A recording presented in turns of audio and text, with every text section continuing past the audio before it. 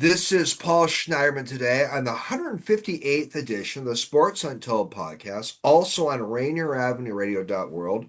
My special guest today is a Seattle-based Juan Cotto. Juan's been a friend for years. Juan, is it Cotto or Cotto? I've heard it Coach pronounced O. Coach O. Cotto. Cotto. I've heard it pronounced differently. So, Juan, we're gonna have a great chat today. I'm gonna get back to Juan in a moment. A couple housekeeping things. So, my assistant, sidekick, and producer is Olivia Coyne. I go back to Olivia and her family a long time. Olivia is a big sports fan. Olivia is a University of Washington graduate, and she just finished her first semester at Seattle University School of Law. And it's just great. She's still around to help me with the podcast and help me with some legal work. So it's great to have Olivia continue to be part of this podcast in my law firm. My podcast is now on Spotify, YouTube, Amazon, Google, iTunes, Podbean. You can go to sportsuntoldpodcast.net. You can listen to my shows on those various outlets. My shows are also on my website, plslawoffices.com. You can also just Google Sports Untold YouTube. That's usually how people find it. Well, I'm going to get back to you, Juan. Juan Cotto is basically a jack of all trades. And in my Facebook announcement of this interview, I referred to Juan as the ultimate citizen of Seattle. I really mean that. Juan is currently employed at Northwest Bloodworks. He has worked in government, the private sector. He's worked in nonprofits. Juan has made his mark in various civic, charitable, and political causes. Juan's been very involved in the Seattle Catholic community. He's an author. He's a radio host. I mean, the list goes on and on. Dad, a husband, the whole thing. On the sports end, this is a sports-based show. Juan is a former college baseball player at Western Oregon University. He's been a high school football coach. He's hosted a sports radio podcast. I've known Juan for many years. I got to know him a little better because we both had the affiliation with Rainier Avenue Radio. I think about 7 years ago, we both established that affiliation together. So today we're going to learn about Juan's thoughts on sports and a range of other topics. My good friend is here today. Juan, thank you for coming on the 158th edition of the Sports Untold podcast, also on Rainier Avenue Radio. You left out one important detail. We live in the most beautiful, and I do mean most beautiful neighborhood in the world. I am the unofficial mayor of Leshai, as I market myself, but we live in the most beautiful neighborhood in the world, as far as I'm concerned. We do live in a nice Seattle neighborhood. I agree with that. I don't like to rub it on others, but we do live in a nice place. Well, Juan, I got a lot of topics today, and I want to start off. I know you've been an author, you've written books, and I have one of your books. Why don't you just share with the listeners about some of the books that you've written? My first books were a compilation, and I think we all post things on Facebook. And I think just through some of the life experiences that I had, I started putting things out there, and you may or may not touch on it. But today, as we do this, and I'm sure people will watch this, but it's the day that my wife and I celebrated my son's Salvador, my second child's birthday today, and he would have been 15, but unfortunately. He perished in an accident in Richmond, Virginia, 15 years ago. So my wife is walking 15 miles, and certainly I'm very introspective about it, and I believe that it's important to share certain things that happen in your life. And I've been able to share that. I've been able to share different experiences about growing up in this unique political and social culture here in Seattle, and a lot of those have been influenced by conversations and instances around race. So I titled my volume 1 and volume 2, He Thinks He's White, and it was basically a statement that was made with two guys sitting behind me on the number 7 bus coming in. I was riding in one morning in my job at King County Transportation many years ago, and the guy said to him, "Yeah, I'm meeting with that Juan Cotto. He's going to help me with my resume and stuff today." And the guy said, "Juan Cotto, he thinks he's white, doesn't he?" And I think that really kind of encapsulates the conversation. And it's Paul. It's really interesting.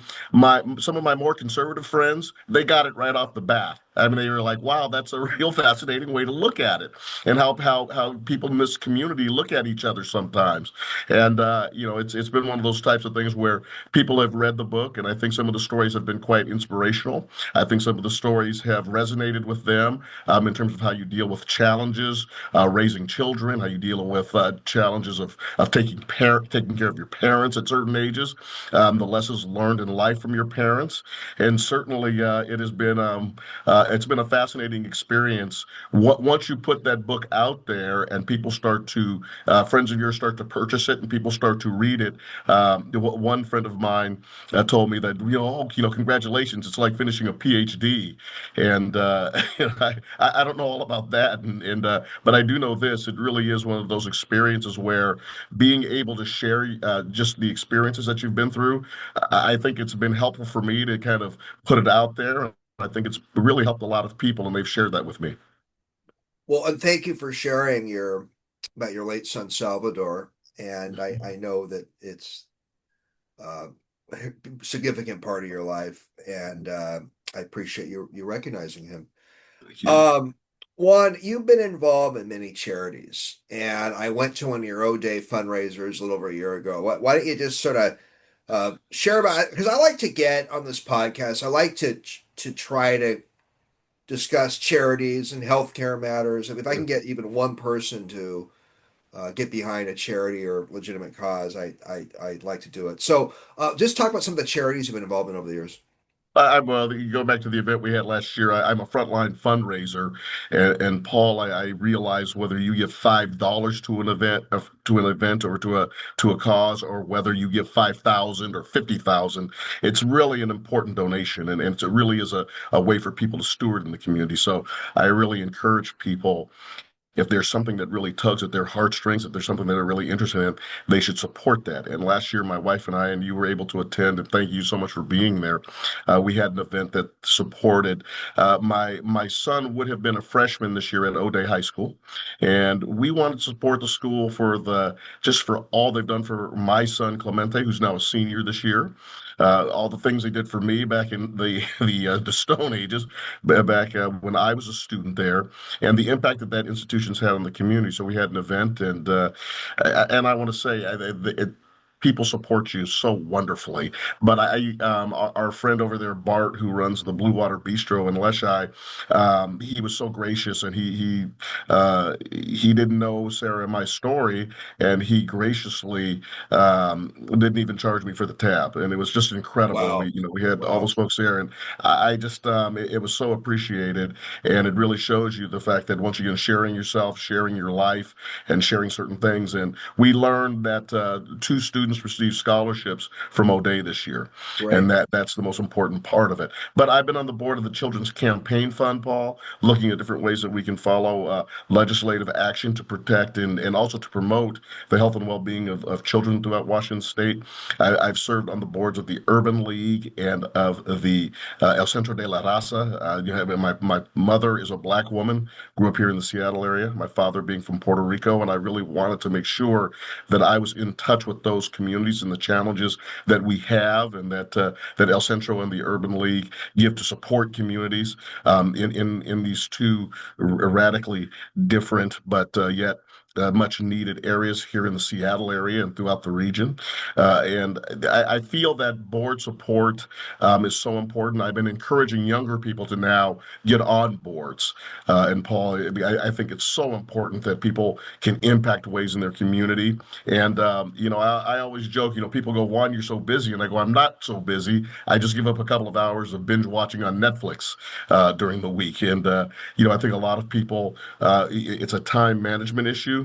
And you really want to make sure that you're taking time to find different things in the community and participate in those and learn more about those things, especially when you care.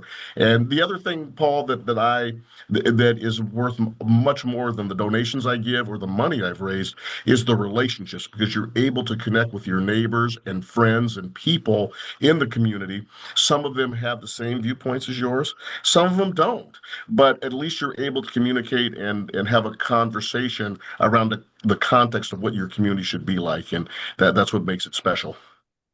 Well, I really wanted to share some of the charitable and civic activities you're involved in. I don't think that would have been a complete interview if I didn't go into that. Well, I Working appreciate that. closely on sports, say, Juan, now are you?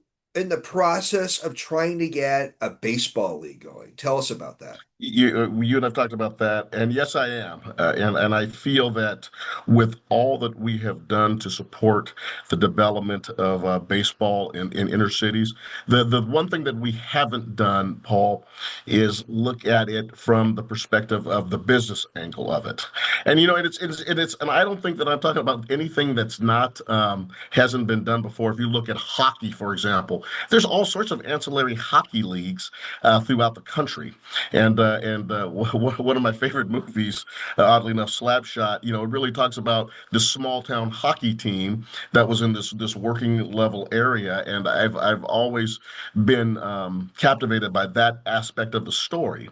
And I believe that there's an opportunity right now, as you and I have discussed. It's so expensive to go to a major league game right now. The tickets are expensive, the food is expensive, and it really is. And I've told my son Clemente in particular, because he loves baseball. When we go out as a family to a game, you really need to respect that, because it is something that shouldn't go unnoticed.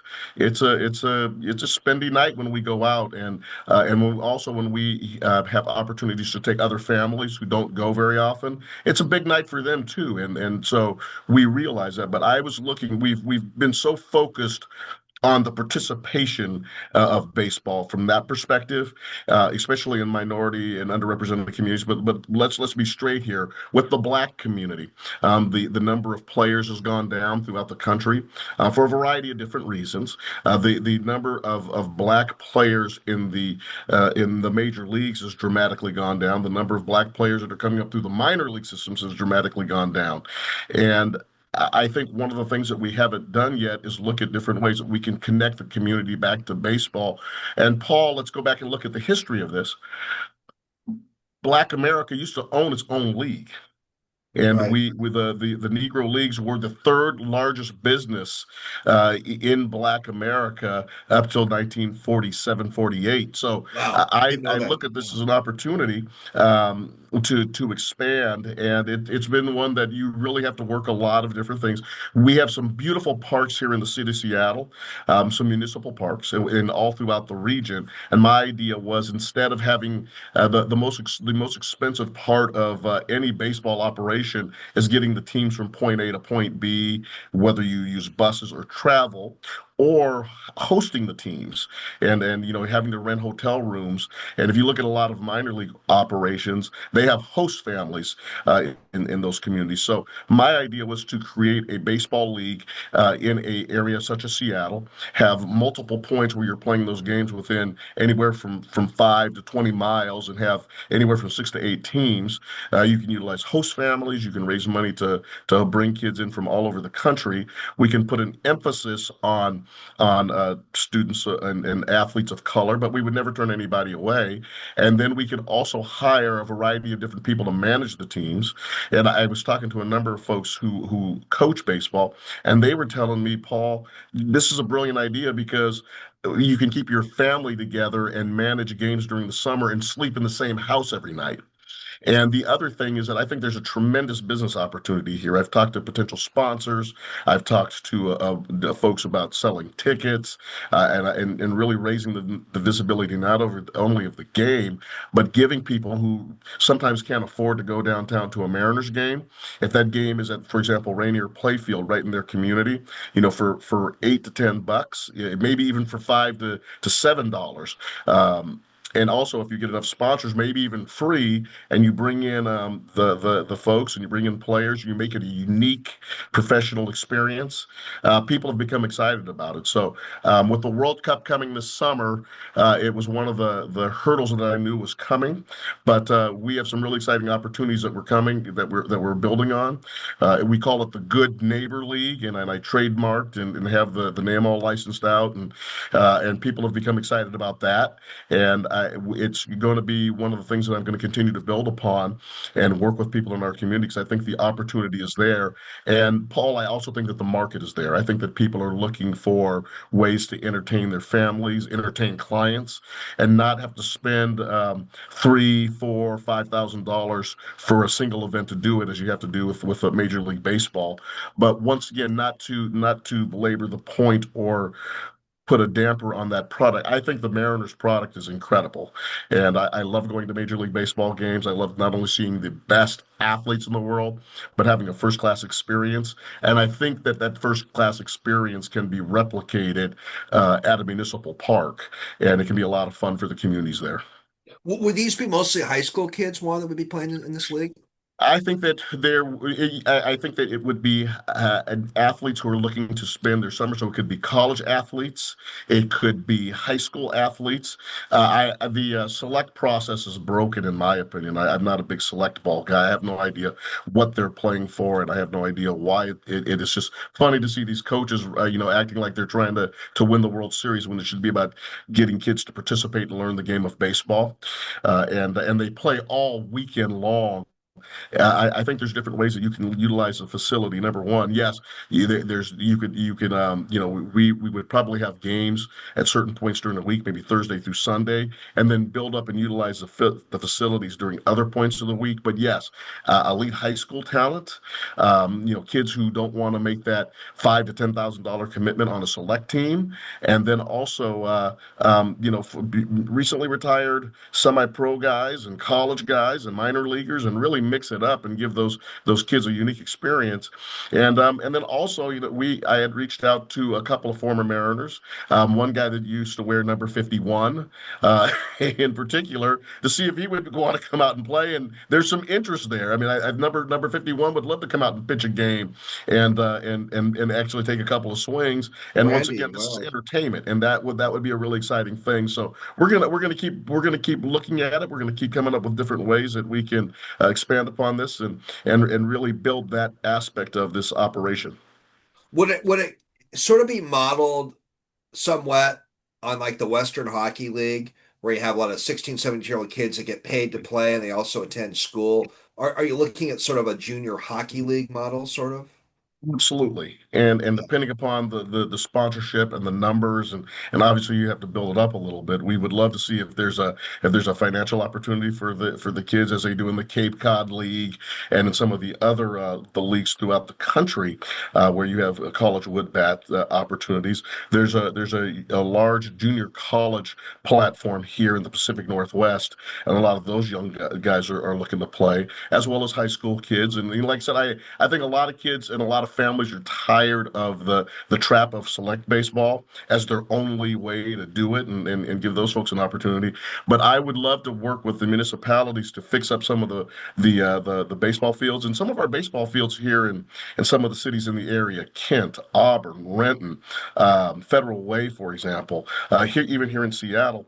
They're really nice facilities. And Paul, what place in the United States is better at night, during those long summer nights in June and July and early August? It's beautiful here.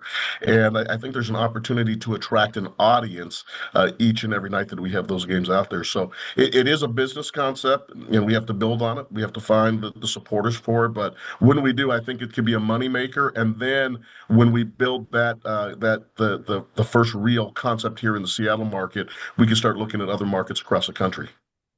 Fascinating. Well, keep us informed. It'd be a very I unique most way definitely to will. set up a new baseball league. So I was going to ask you this question later. We'll ask it now. You mentioned you really enjoyed the movie, the great hockey movie with Paul Newman, Slapshot. What is I your favorite did. sports movie? Slapshot by far is my favorite sports Okay, movie. I okay, absolutely okay. love it. I love Field of Dreams. I think Field of Dreams is a wonderful movie. And I just love Kevin Costner and that and the role that he played in that, and that said magical quality. Paul, when you lose, I've lost my father, and I've lost a son. And when I first saw Field of Dreams, I didn't cry, and I just enjoyed it. Thought it was a great movie. I can't watch it now without bawling at the end. And and I think about my dad. I think about my son, and it's just there's certain aspects of that movie that are so touching. I absolutely love it.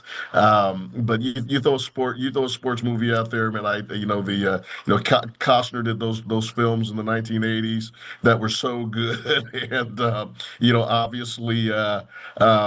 Bull Durham was another one that I really enjoyed. The Natural I really enjoyed. 42, the story of Jackie Robinson, I've really enjoyed. So there's a Wow, so uh, Slapshot's your favorite. I had to pick one. Okay. yep, yep, yep. Yeah, yeah. Um, there was the book Field of Dreams is based on was by an author named W.P. Kinsella.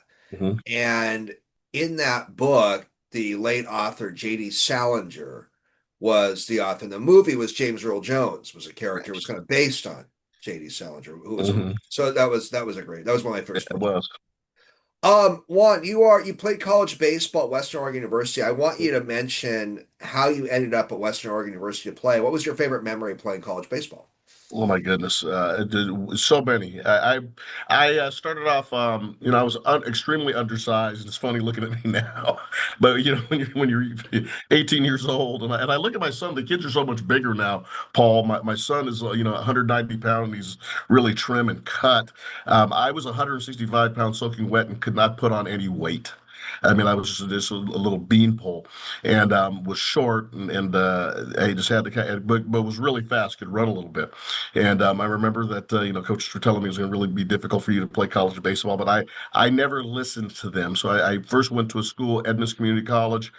Jim Johnson was the coach there, who was one of the great coaches in the NWAC, the Northwest Association of Community Colleges. And Jimmy told me, he said, Juan, you were a good high school player, but I'm going to do some things that are going to make you better. And he really showed me some of the things that I had never really learned from other coaches before, some of the details and some of the mechanics of the fundamentals, because you have to really become obsessed with the fundamentals. And one of my favorite things at Edmonds was I only got one at bat there all season. We played Bellevue Community College, and he told me to go hit, and that the game was well in hand. And the kid came up to a fastball, and I roped a base hit to right field. Went the opposite way, looked like a right-handed Rod Carew. And I'll never forget Jimmy's enthusiasm about that, sharing that, hey, this is a man who puts in so much work, and if you want to play college baseball, you have to do what he does. And Jimmy just really pumped me up and told me, hey, man, you're well on the way. And that was my only at bat of the year. Delightful memory. I loved playing for Bill Hain at Green River Community College. I transferred there a year later, yeah, and that was such a unique experience. And the group of guys that were there that immediately, Edmonds was a pretty successful college, and we did a lot of unique things. And there was usually some tension between some of those schools, but when I got to Green River, everybody accepted me as family, and I just really loved going to school. And that was when Prince was really big and hanging out at the student center and listen to. We had a jukebox and we played Prince music all day, and then head out to baseball practice. And then going to that little. I was Paul. I was a guy who I realized, the major league scouts aren't beating up all over me right now. I better be a pretty good student, and just the relationship I was able to develop with the community college faculty out there at Green River was a lot of fun, and I really enjoyed that experience. And then I went to a Cincinnati Reds baseball tryout camp in that was in just after our season had ended. My plan was to try to go walk on at the University of Washington, and but I had a really good day at the camp. Hadn't played in a little bit. My body was healthy. I was feeling really good. I ran the fastest time at the combine, which had about 150 people there. I was throwing the ball fantastic, and I got a couple of hits in the inter squad game. And a scout came up to me immediately and said, "Hey, we're going to have a guy from Western Oregon contact you." And that was, of course, Joe Caligiuri. And he invited my family and I down. We went down and met with them. And Paul, I'll never forget my favorite experience of the whole thing was my dad during that recruiting trip. And my dad was from Cagos, Puerto Rico. He was in the Air Force, and such a interesting individual. And so much of the story I never knew about him, but. I learned when you're a coach, you don't recruit the kids, you recruit the parents. And to hear my dad share his life story with Coach Caligiuri, and he was talking and sharing all these details about his life. And my mom and I were looking at each other at the lunch and just totally, who is this human being? Who is this guy? And my dad telling me in the car, you shut up, you talk too much. I'm going to do the talking down there. And it was funny when we left. The coach said, "Hey, so what do you think?" And my dad said, "We had no other option. We'll see you down here in a month." And as soon as my dad shut the car door, I was like, "For crying out loud, Dad!" I said, "You don't tell somebody that. You gave away our leverage. We have no leverage." We have nothing. I mean, you blew it.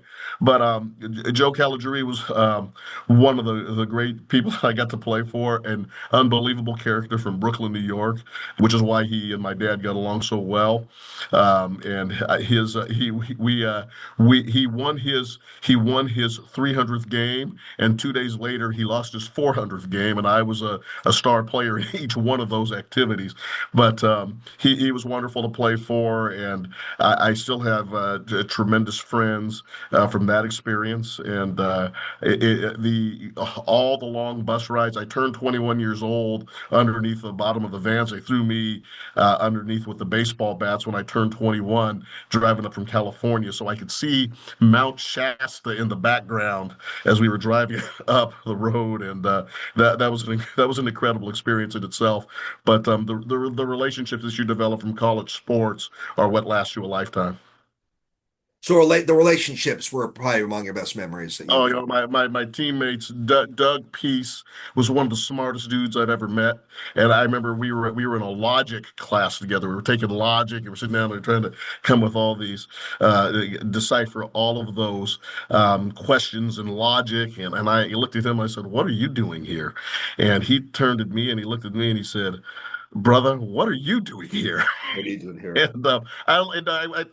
just Doug, if Doug ever gets a chance to hear this, it was amazing. I said, "Doug, why do you wear number 21?"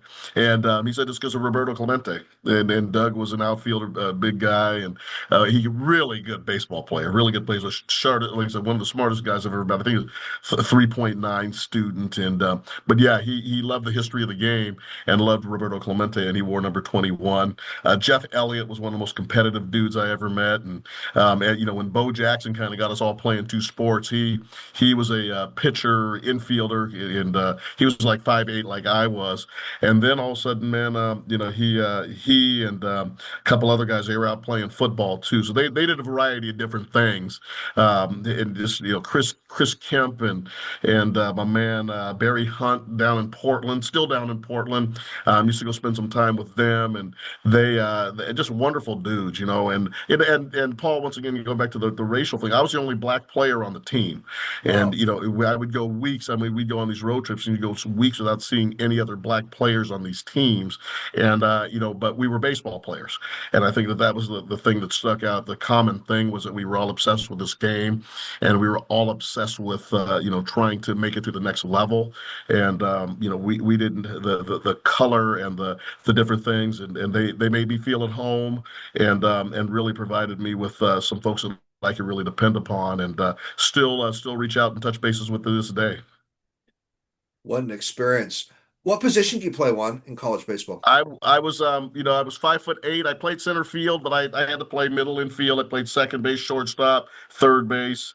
Coming up, I was in even in some of the summer programs I played at. I got back there and caught and learned how to catch because have bat can run a little bit. They'll put you in the lineup, but you got to be able to play all the positions. And I was a student of the game. I could play all three outfield positions, could play all four infield positions, and really was becoming, just making sure that I was technically able. I just couldn't get strong enough to pitch as much as I wanted to. Wish I could have pitched a little bit more, but could never break 75 miles an hour. But no, I was a little battler, and I nowadays they teach you how to hit with power. They really teach you how to drive the ball. I was more of a contact hitter, and I always say I was a poor man's Ichiro Suzuki. But boy, he had such a cannon of an arm. And if you ever saw Ichiro take batting practice, I could not believe how far some of the balls went in batting practice. It was almost like he was like using a super ball. I mean, I've seen him hit 425, 450-foot home runs. Over there at what was then Safeco Field, now T-Mobile Park, but it was amazing to see how much power he could generate. And but he said, like Ichiro said, "Who wants to come out here and see me hit 250?" Ichiro, great player. One, I'm going to ask you one more baseball question for the time being. I'm going to have Olivia jump in after this question. So back to the Mariners, Juan. What's your great 25 season? Got the seventh game of the ALCS. We got within 6 outs of getting our Oh first man. World Series. The Mariners got so close. What do you think the Mariners are doing a good job shoring up their roster for the 26th season? What's your take right now in early January of 26? It's never easy, is it? It's never easy to build that roster and find guys that will come in and play. I think that's the job of an organization is to find guys that will match the intensity of the culture that you're trying to build. I feel that Dipoto is very deliberate because it's not just signing a bat. You know, people say we just need one more bat. You need to have the right fit. And and going back, there's been a couple of times where we've signed some guys and it just didn't work out from a personality perspective. You got to be committed to what they're doing here. And it seems also, Paul, like the team is also real sensitive in terms of who they're bringing on. There was a situation. I had really good tickets last year. As you know, sometimes I get some really good tickets. And I was sitting just above the dugout, and Logan Gilbert walked out, and I said, Logan. Hey Gilbert, wherever you get traded is my favorite team, and he had the biggest smile on his face. These guys are making millions of dollars. It was amazing what one little comment like that means to them, and he had just had the biggest smile on his face, and he tipped his hat to me, and I tipped mine back at him. But I said, I'm serious. Wherever you go is my favorite team, and I was glad that Julio Rodriguez, last year kind of stepped up and told Jerry DePoto, don't make any trades with those guys. They're Seattle Mariners. They're us. And I think that's an important thing. So I think some of the players right now also, and obviously Cal Raleigh, they're having a little bit more sway with Dipoto in terms of who we want to bring in and fit into this culture. So I think that they're being very deliberate, and they need to be. We need to be, Paul. We need to have guys who are ready in August, not just excited to be here in spring training. And we saw the benefit of that last year. Those guys really started to come together, and we had kind of written them off after a couple of road trips at the end of the season, heading into September. I think the Mariners we tend to forget that they had lost a number of games in a row and were really struggling heading into a series against Atlanta, but they were able to turn it around. So I think they're being deliberate. I think they're trying to find the right people, and hopefully that will help them go to the next level next year. Would you like to bring Suarez back? Gino Suarez?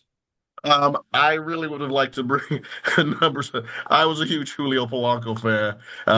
Polanco fan, and I'm really Jorge Polanco. And I thought once he got his knee cleaned up, even like last year when things were starting, 2 years ago when he started to get healthy with his knee, then he had the surgery, and I think losing him is going to be big because he kind of exemplifies what a Seattle Mariner is. And I'll never forget when they came back from Detroit last year, and there was that one game, that one day off that they had. He was out at a batting cage out in Redmond, and this kid posted the picture, and he was out there working, taking batting practice. And I'm just sitting here like that. Those are the kind of guys you want. So I really think we're going to miss Polanco, and I wish they had kept him. 2 years, $40 million. Got a big deal with the Mets, that's for sure. Well, Olivia, that's jump in here. I why. know you got a baseball question or two for Juan. I'm switching up my question from what I originally planned. I was pretty sad about Polanco too. I think he was a great fit, and I kind of love an underdog story. As a Mariner Mhm. fan, you kind of learn to love those. So that was pretty sad. But um, who is your all-time favorite player, baseball player, and then what's your favorite baseball memory? And if you can My do a goodness. special points for Mariner memory. It's such a Great questions. it's such a great question. My all time favorite baseball player is Hank Aaron, and I had a chance to work for the Atlanta Braves many years ago, and I'm getting goosebumps, and if I cry, I'm sorry.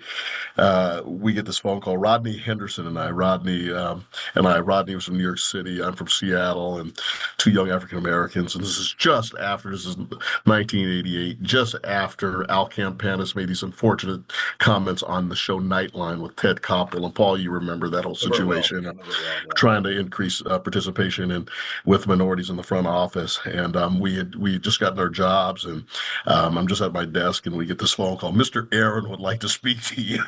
And I Wow. tell you, we went down, and I'm scared to death. And he's on the telephone. We're sitting right in front of his desk, and he's on the telephone talking to a doctor, and he has to have an MRI.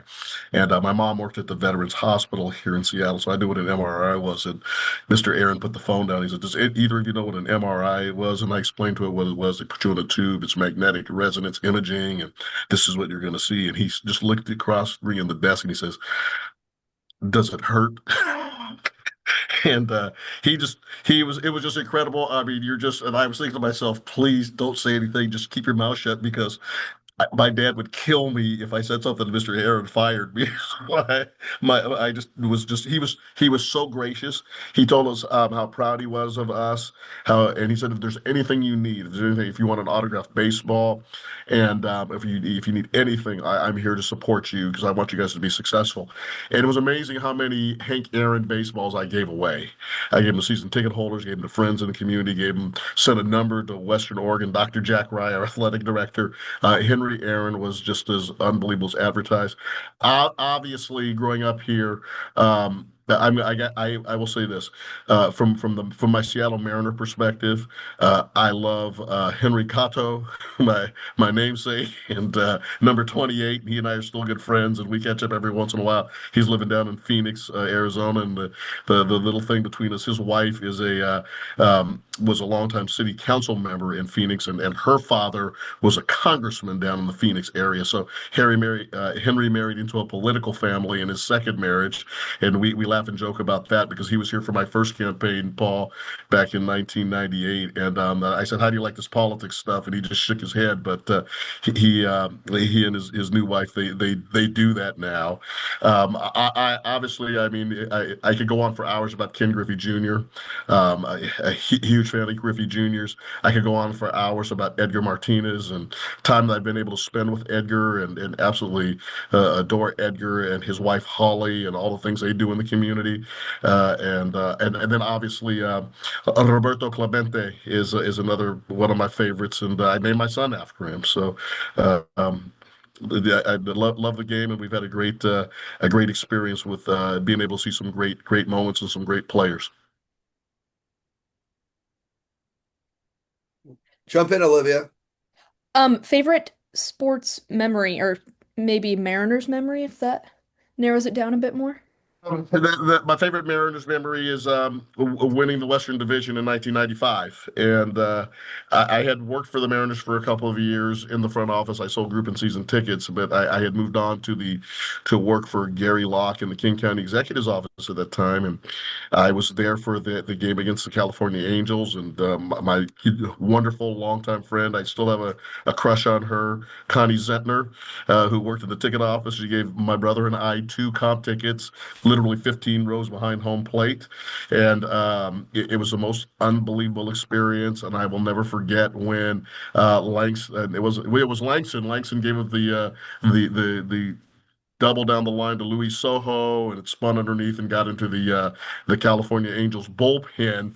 And I remember running around, and my brother Andy just jumped on me, and he tackled me, and we were hugging. And when I got up, because I fell down, and the crowd was just going crazy. When I got up, 15 rows behind home plate, I could see Langston. I could see the ball flying right at my face, and it hit the screen. And I could see Louis Soho coming in to score the run. And I remember Langston's legs going up in the air, and the place was just the Kingdome was so loud, and it's louder than T-Mobile Park, and it's louder than Seahawks Stadium. It just the noise was just exploding in there, and just to think that we were going to the playoffs. And it was just it was an unbelievable and I tried. You couldn't even get down on the field to get some. I wanted to go get a piece of AstroTurf, but then by the time people were stealing it and ripping the AstroTurf apart down there, the police had kicked everybody out. So as I'm leaving, my brother and I are going up. There's George Carl. And George was obviously the coach at the Sonics at the time, and he was just in disbelief. And I said, "Hey, brother, come down here and shake our hand." And he came down 5 rows. He climbed over these seats to shake our hand. And I said, "What do you think about this?" And George Carl was just like, "This is what I want to do with the Sonics, man. This is what I want to do with the Sonics." But Gary Payton, the way he plays point guard, he dribbles the ball off of his feet all the time. But this is the kind of energy that I want to have every night. And we were hugging, and Terry Stotts was there with him, and Terry was giving us hugs and high fives. It was just a phenomenal experience, and that's my most memorable sports moment in Seattle. There's something so magical about baseball that I think it just has so much more of that than other sports. But I'm biased, it's my favorite, so. I agree with you. It builds every day, Olivia. I mean, just especially when you're in the heat of the pennant race. I love soccer. I love Seahawks, and Paul knows I go to Husky games and Seahawks games. But baseball is just every day and the highs and lows of it. And when you finally get to, and I physically got sick after the Toronto series, after the American League Championship series. I mean, I had a flu and had to take a couple days off, and it just seems like you certainly you live and die with those moments. And I remember we had tickets. It was a Monday night game, and I was supposed to go down and watch the Seahawks, but I didn't go. I was just like, I'm done. I'm just spent, and it really does take a lot out of you, and the emotions of it are so connected. And only two sports I get really emotional about right now: the Mariners and Husky basketball. I would love to see a Final Four, and my wife almost scolded me one time. I got into a long conversation with Brandon Roy at Pagliacci over there on Madison Park, and he's a parent at St. Joe's School, so we've seen each other quite a bit.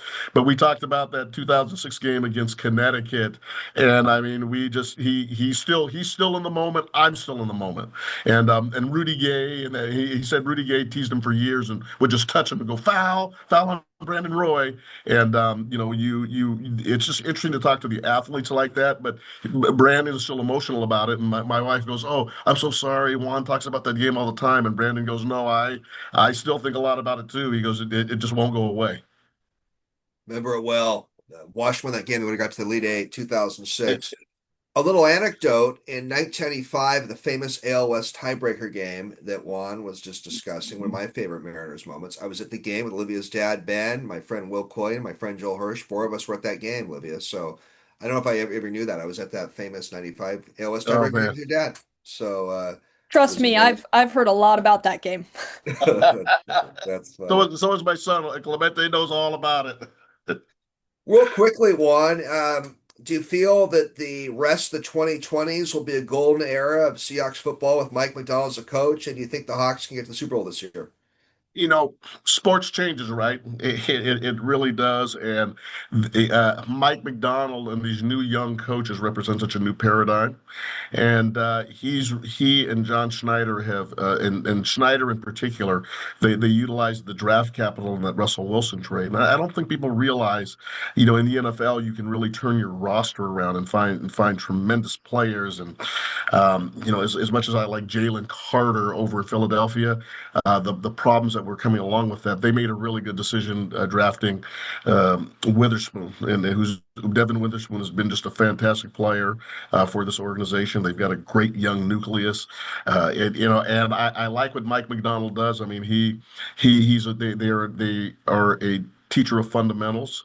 And at the beginning of the season, you would have thought that Tyreek Woolen was going to be out of here, but I think that Woolen, who has always shown a sense of working to improve, really got into the fundamentals in terms of what they were teaching. He's had a much more consistent year, and I think that's the way they're going about it. And also, I think, this is what I learned in coaching high school football: defense wins. Defense definitely wins championships, and then that old adage, offense sells tickets. People want to see the football thrown. They want to see certain aspects of it, and football you can create excitement.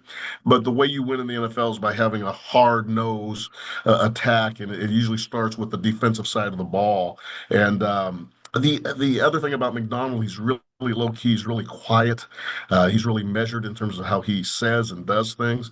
I think this has the potential to be a good team for a long time. You think they'll make the Super Bowl this year? Well, I will say this: when they have the home field advantage, that really, and especially in the NFL, that gives them a leg up, so to speak. So I think that they have a good as chance as anybody. The Rams game, for a variety of different reasons, really bugs me.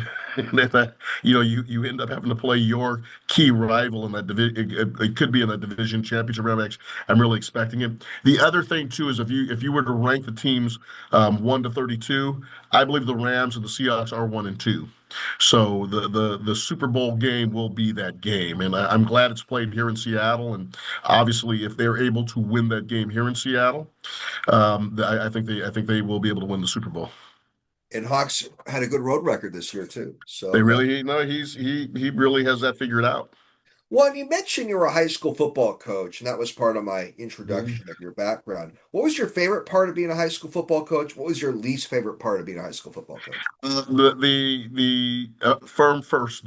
My favorite part is obviously coaching the kids. The kids. I hope the kids at Highline. I hope the kids at Franklin got as much from me as I got from them. And they really taught me a lot on a variety of different levels. I look and see how successful some of our kids have been. Paul, I've also lost a couple of kids and lost a couple of coaches. They've passed away, and that's always difficult in some of the relationships you develop there. But the kids are just absolutely fascinating, and for the most part, they want to work their tail off for you.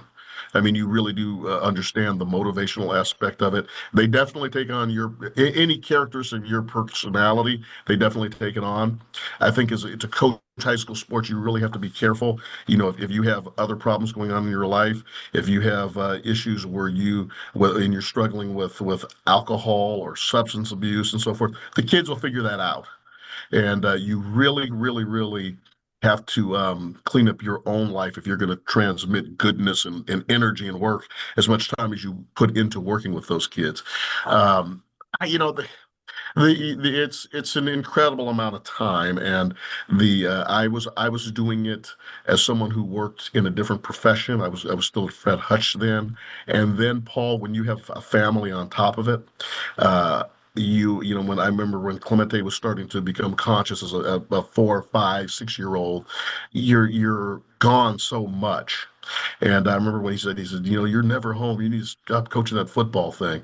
And that's when I was able to spend some more time with him. Of course, yeah, a couple years later, as he gets a little older, it's like, Dad, you're home too much. Go back to coaching football.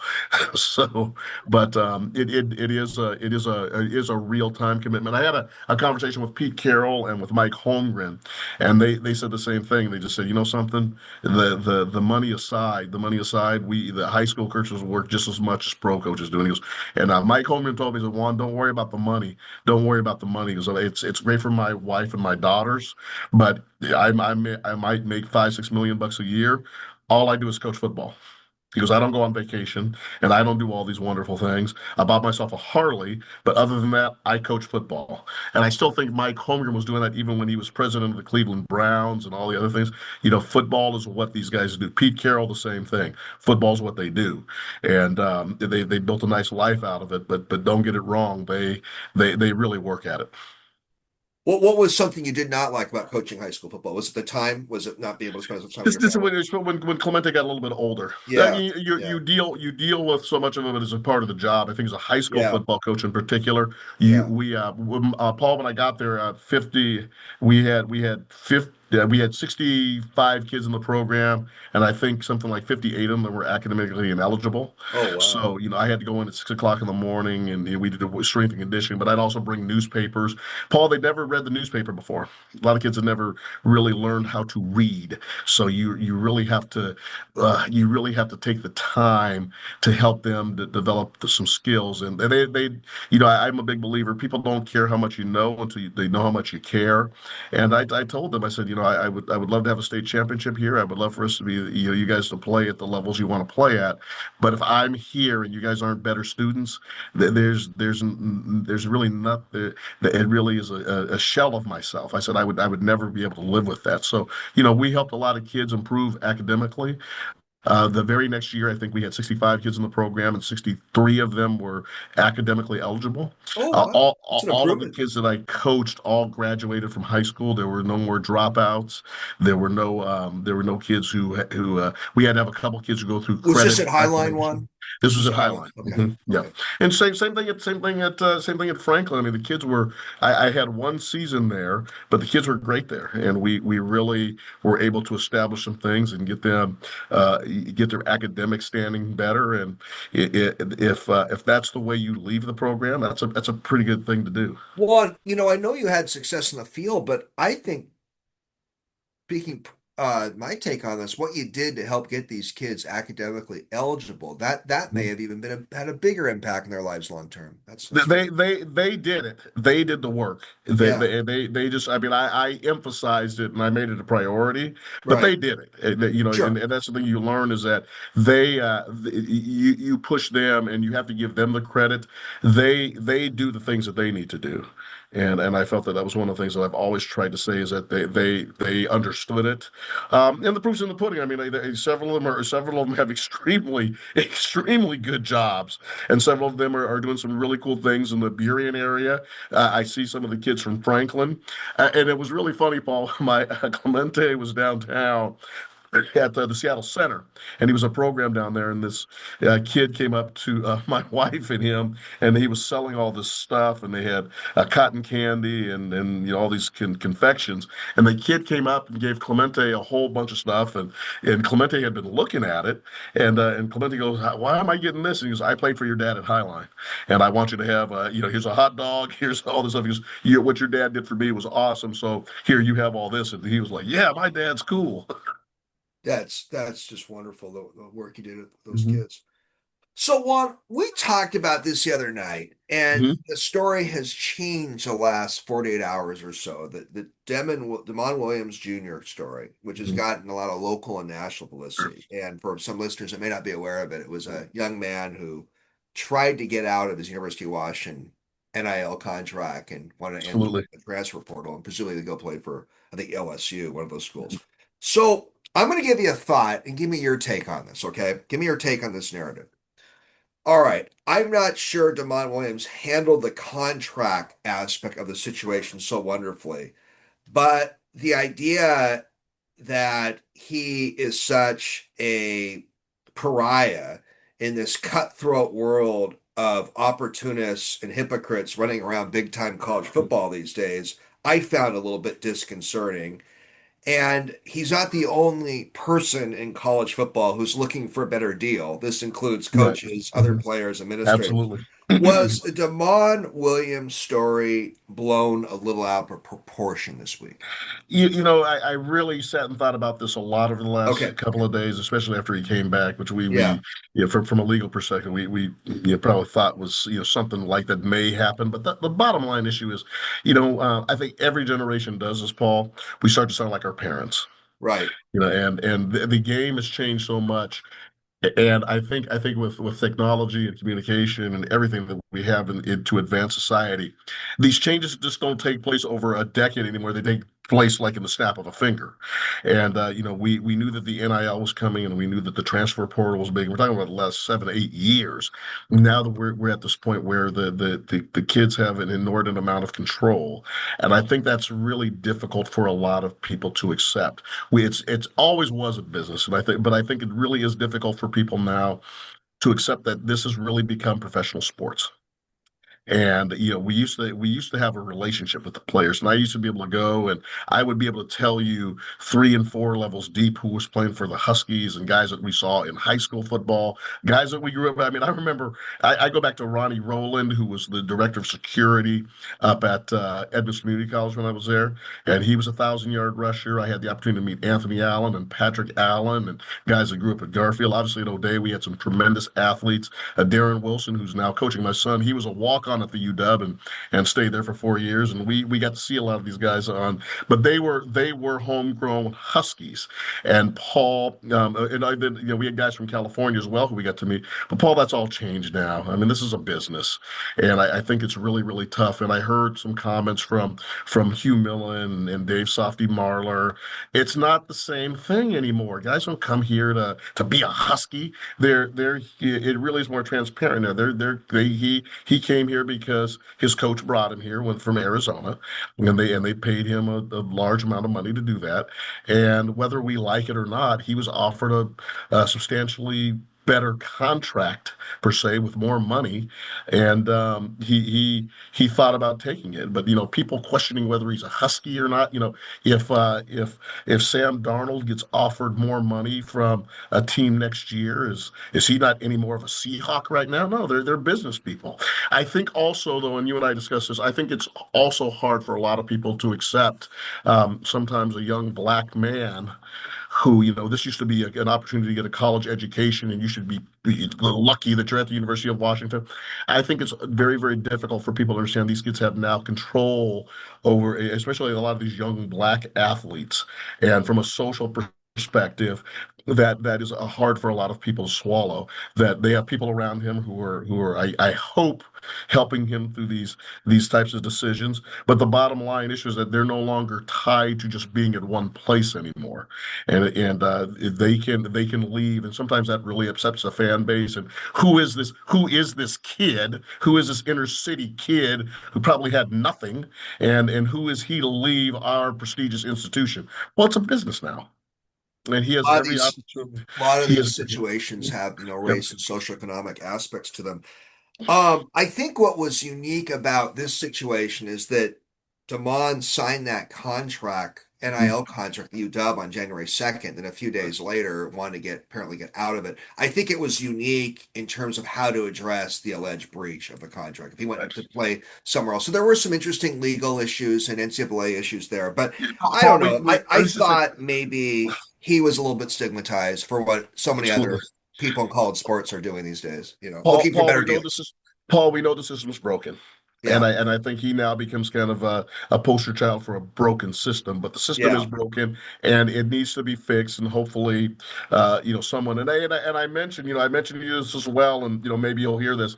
I think Bruce Harrell would be the perfect person to be a part of a committee or lead something to look at this, not only in a UW level, but a nationwide level. I think Bruce Harrell would be the perfect person because of his experience as a college athlete, as an attorney, but someone who can really look at this and put a group of people to look at it. And I would hope that they would reach out to him because he has some unique things to share with this.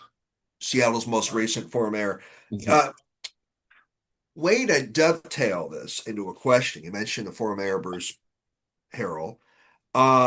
You interviewed the new mayor, Katie Wilson, recently, Mhm. and feel free to give some general thoughts on the new mayor. But I have another question for you, a sports-based question about the new mayor. Former Mayor Harrell, definitely known as a sports guy, former University of Washington athlete. Former Mayor Durkin was known as Mhm. a sports person in many ways, She big was. sports fan.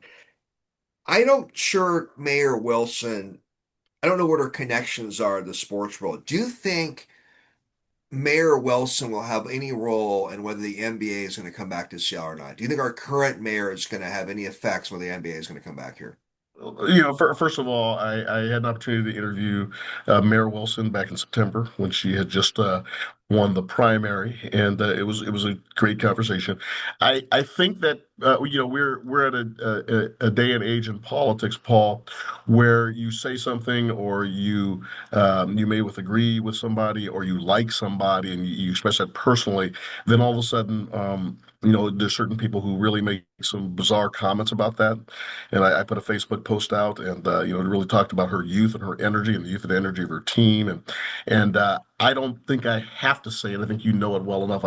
I wouldn't classify myself as a democratic socialist.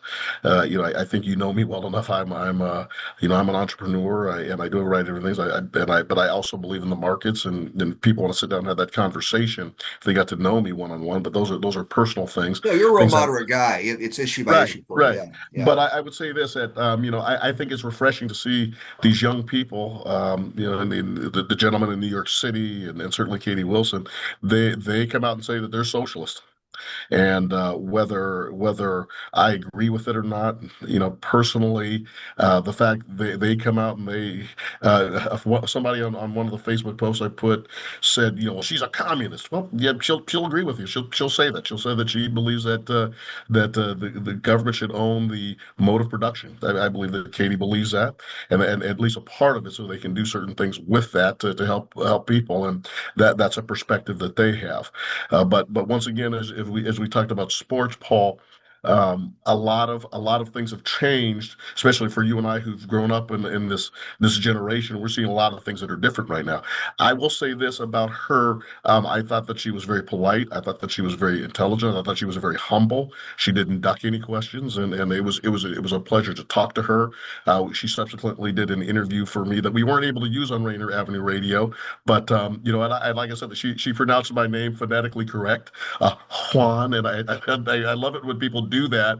And she's a person who is humble, and I think that there's a certain element in politics that's missing from that, and I'm glad that she represents that.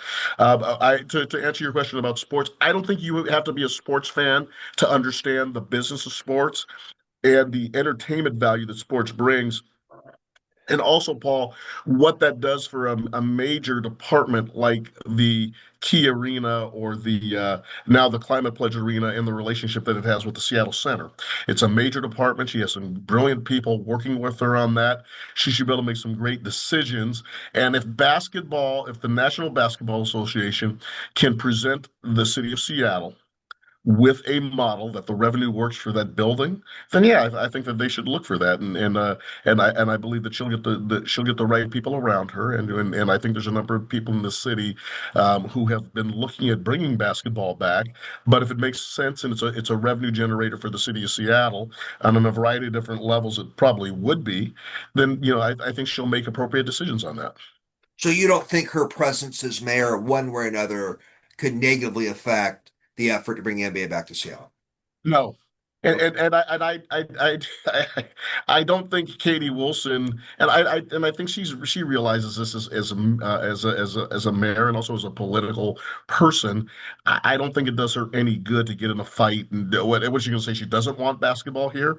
But I think that once again, I think for whether you are a democratic socialist or if you are a conservative mayor, the bottom line issue is that if it makes sense to the value and to your bottom line of your civic activities in your city and as a city government. And we realize right now that the budget has gotten much bigger in the city of Seattle, and we've had some challenging issues. But basketball and professional sports certainly does command attention, and it brings a certain gravitas and it brings a certain a level of focus to a city that other areas look at. If they can do that and the revenue's right and it works in the building, then I think that she would be wise to engage in those conversations. And I think that if anybody that knows her and has seen her in action, I think that she'll be someone who's very, very diligent and disciplined in terms of bringing a team here if it makes sense. We'll have to wait and see. Hmm. Juan, I've been asked these two questions for quite a few years now. You mentioned that you spent time with Hank Aaron, incredible. But who is a deceased sports figure in history you would love to have interviewed or spent time with? And who's a living sports figure, someone who's still with us you would love to interview or spend time with? Oh, it's simple. The one who's deceased would be Roberto Clemente. He was my father's favorite player. Yeah, I was in Puerto Rico when he passed away. I was there. It was my first visit to Puerto Rico. And I didn't understand it at the time, and then just the emergency and the panic about it and what people were hearing. I took off from the same airport about 3 days later. So the impact that he had on Puerto Rico, the pride. He certainly is a saint, and the way that he passed away in that airplane crash in 1972 has certainly made his legacy live on. Paul, my son and I had a chance, and Sarah and Araceli and I, we had a chance to meet his sons at the All-Star game in 2023, and we had some wonderful pictures of that moment, Great. and it was really, really, really special. And they loved Clemente and they loved his name, and it was almost like they were family. I said, "You understand the legacy that you have with that name?" And they popped his chest and told him, "Hey man, you clean up your act and you keep yourself to go." And I told him that's you don't have to worry about that. And they gave him a big hug, and it was just awesome. The one who currently is living, we talked about him the other night. I wore number 17 in college, and it's bizarre that I haven't had a chance to meet him, knowing Edwin Bailey and being so connected with some of the folks over at Seahawks headquarters. I would love sit down and talk with Dave Craig, Oh, and great. He was my he I haven't. podcast a couple years back. Yeah. And so I Yeah. saw, and Yeah. I was so jealous that I missed it. And Yeah. he is just I Great was guy. an NAI he was an NAIA Division III athlete. I was an NAIA Division III athlete. I wore 17 because of him, and boy, I just loved how he dealt with everything. He went through the challenges. He went through every up and down that you can imagine playing quarterback in the NFL, from being And a very benched. down to earth guy, very He, regular guy. right, Yeah. and that was the experience that he had as quarterback of the Seahawks, and then the career he had, backing up Joe Montana in Kansas City, and then Scott Mitchell getting hurt and handing the ball off to Barry Sanders and taking them to the playoffs. The other thing I would love to talk with him about Steve McNair because I believe he was there McNair's rookie year in Houston, Great and. name. I just don't, and I personally believe Dave Craig should be in the Hall of Fame from what he came from. And I know everyone talks about the undrafted quarterback, and they talk about Kurt Warner, which is an incredible story. But I think Dave Craig and what he accomplished is right up there in the annals of NFL history. Great names. Roberto Clemente was a Mhm. great Pittsburgh Pirates player, and I heard, like you mentioned, he was a wonderful man. Didn't he die on his way to help Nicaragua with an It, earthquake issue? Wasn't that it part? it was Yeah. in Nicaragua. There's an earthquake, and Yeah. he collected some supplies, and the plane is just was just rickety, and crashed off just moments after takeoff, and was never seen again. No, no, no, no guest had mentioned those two aforementioned athletes as people they would have loved to spend time with or spend time with. Okay, we're almost done. A couple more questions. Absolutely. One, you follow politics. You've run for office. You know the political scene. Who is a deceased politician history you have enjoyed interviewing or spending time with, and who is a living politician you would enjoy interviewing or spending time with? Yeah, there are so many. I like to say I'm a connoisseur of history. There are so many deceased politicians. I'd love to. I think Paul, just because of the way he passed away and his impact on modern politics today, and also growing up Catholic, John F. Kennedy is who I'd love Sure. to sit down and chat with, Yeah, of and I think it would be a fascinating conversation. course. And John F. Kennedy, when you're in the 1970s and early 1980s in Catholic school, was such a big figure. And growing up just in the afterglow of Camelot and everything that at that time the media was a little bit more sensitive in terms of what they said about him, and obviously we've I guess we've learned some things if you believe him. I guess we've learned some things about Kennedy and so forth, but the bottom line issue, I would love to spend some time with him. um, of the current politicians, it's really interesting, Paul. Could be somebody outside the United States too. It doesn't have to be an American politician. Yeah, my wife, if it doesn't have to go, I mean, Christina Lagarde of the World Bank, I would love to say, I find her fascinating when she speaks, and I find her very elegant, and I find Good name. her, Yeah, there's, good name. I got to be honest with you, there's just there's not a lot of modern politicians that impress me. I don't find them, I don't think that they really, and, Obama, Biden, would you, Clinton? I don't find them interesting. Interesting. Okay. I don't find them interesting where I'd want to sit Yeah. down and say that's the one person I'd want to talk to. Yeah. And but I think that Christina Lagarde, people like that who have made certain impacts outside of the political spectrum, but yet impact the political perspective. She's obviously a female, and I spent the first part of my political career back in 1992 working with Patty Murray and helping her get elected to the United States Senate, and I have such a great deal of respect and regard for her. But politics has changed so much, even in 35 years now, where you watch it on television, you're like, wow. But but the bottom line is, I would love to talk with somebody like Miss Lagarde and get some real conversation about the impacts and the influence of the World Bank and what it does Great, to great name. monetary and fiscal policy. I like your JFK answer. I think Lagarde's a great name. It seems like a very elegant, polished lady. That's a really, She really is, isn't she? yeah. Yeah, But that's a Sarah looks at me and I'm watching her on TV and she goes, "You would want to sit down and I mean, you actually understand what she's saying?" And I said, "That's probably one of the reasons." No, I know. that's a I great really name. love how she explains things and really kind of connects it to all of us. For politicians in history, I have to put Winston Churchill up there. Somebody I would really Absolutely. find fascinating. Yeah. Okay. All right. So this was another question. I asked Chuck Todd this question, some recent guests. Thus, You were born in 1965. When you were born, LBJ was president. yep.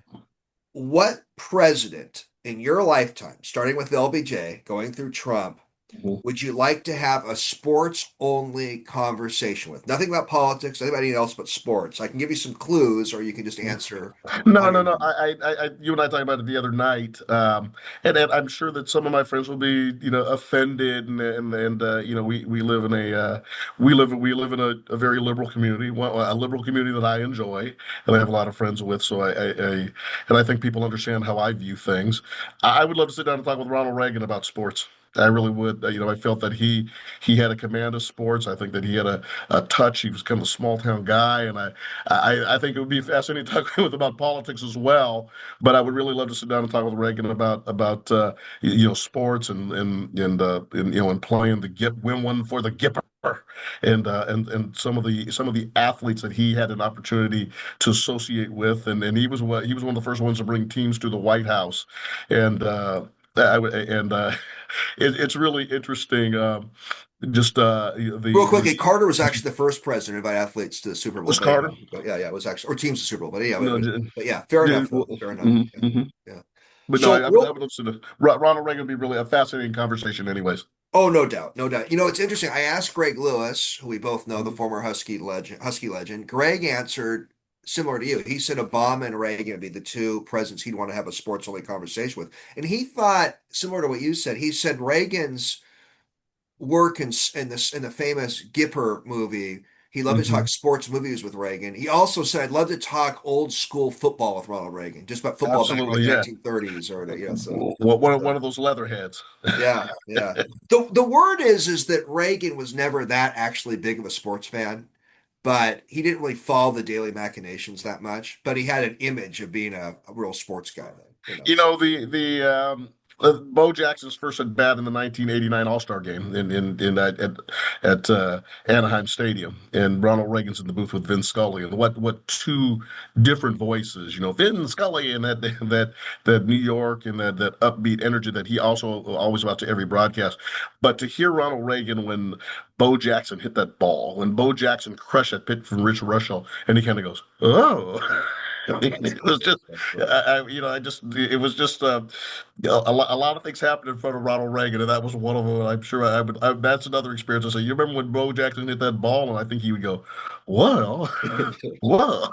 Well, all the press would be interested to talk to, but I like your response, sir. Well, Juan, this is my last question. You've been so generous with the hour and change you've done in the Sports Untold interview. What's in the future for? I may not be pronouncing your name right phonetically, but what's in the future for Juan Cotto? Yeah. That's what I pronounce it that way too. So Okay, Kurt Beatty and Katie Wilson, thank you. yeah. You know something? I am really, really, really excited about my children right now. And Sarah and I have two beautiful children. Clemente's a senior, and um, independent-minded people and independent thinking people raise independent kids. And he's currently visiting a school this weekend. He's down at Redlands University down in Redlands, California, and I gave him some money, gave him some cash, but Sarah was like, "Oh, he's getting on the plane." I haven't thought about it, Paul. I hope he goes down and has a great time and really enjoys himself, and I'm enjoying encouraging him and hopefully supporting him appropriately because he's got some big decisions that he has to make for himself coming up. It's extremely exciting. My You, my birthday baby, born March 29th, 2013, on my 48th birthday at the time, Araceli Esperanza.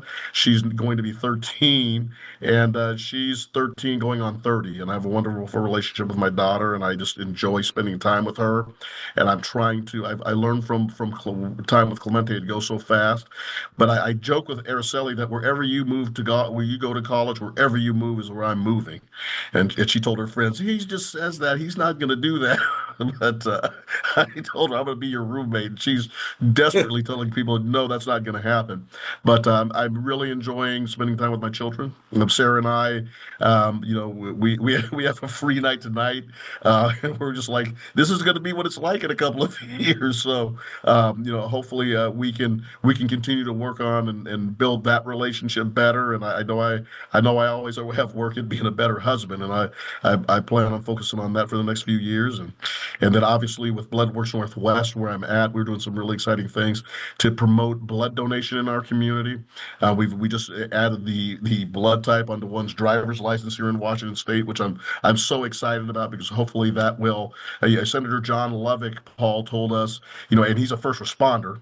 He was a former sheriff and was working as a first responder for so many years that when he looks back on this, he's going to wish that he had sponsored this legislation. And I think it says a lot about being a first responder. But we hope people look at their driver's license and it'll be a document that reminds them to donate blood. And I've got some really exciting things that we're working on, which are going to raise the awareness around blood donation, not only here in Seattle, but throughout the United States. Love it. Well, Juan, you have a very nice wife, very nice children. You lived a very fascinating, interesting life, and I think your future is going to be great. I enjoyed you coming on to be a guest today on Sports Untold. Man, it's